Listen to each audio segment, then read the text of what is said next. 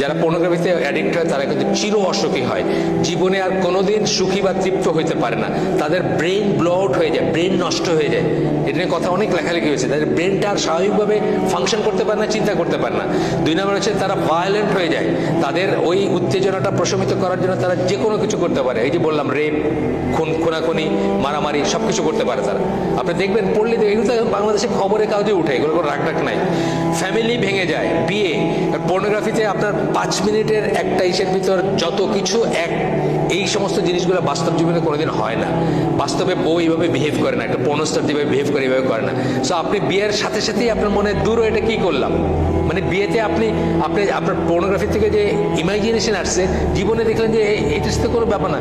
বাস্তবে একটা যদি আমাদের স্বাভাবিক মুসলিম বিয়ে হয়, যারা একে অপরের সাথে মেলামেশা করে নাই, আগে কেউ কাউকে চিনে না, অ্যারেঞ্জ ম্যারেজ ফ্যামিলির থ্রুতে বিয়ে হয়েছে, তাদের 1 মাস 2 মাস 6 মাস লাগতে পারে অ্যাডজাস্ট করতে।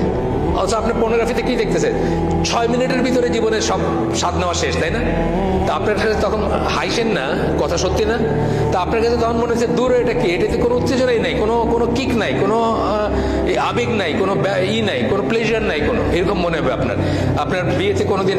এরপরে পর্নোগ্রাফি থেকে আরেকটা যে হচ্ছে, আমাদের সমাজের ভিতরে এখন ইনসেস্ট শুরু হয়েছে। কিন্তু ইনসেস্ট, বাবা মেয়ে, ছেলে ভাই বোন, এই ধরনের দেখবেন পেপারে আসে, ইসে আসে, অনেক ঘটনা আসে।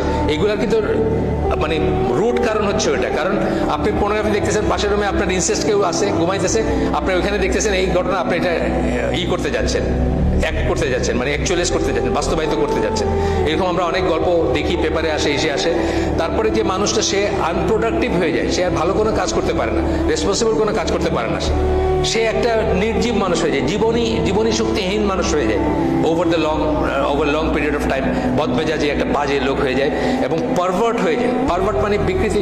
এই পর্নোগ্রাফির ব্যাপারটাই এমন যে আপনার কালকে যেটা দেখছেন আজকে আর সেটা তো ধরবে না, এটা একটা নেশার মতো ব্যাপার। মানে কালকে আপনি একটা সিগারেট খেয়ে হয়তো আজকে 2টা, তারপর 3টা, তারপর 10টা, তারপর 2 প্যাকেট, বুঝছেন না? মানে এটা বাড়তেই থাকবে উত্তর, এবং এক সময় দেখবেন যে আপনার কিছুতেই কিছু হচ্ছে না। আমি শেষ করে দিই, যেহেতু নামাজের সময় চলে আসছে। সুবহানাকাল্লাহুম্মা ওয়া বিহামদিকা আশহাদু আল্লা ইলাহা ইল্লা আনতা আস্তাগফিরুকা ওয়া আতুবু ইলাইক।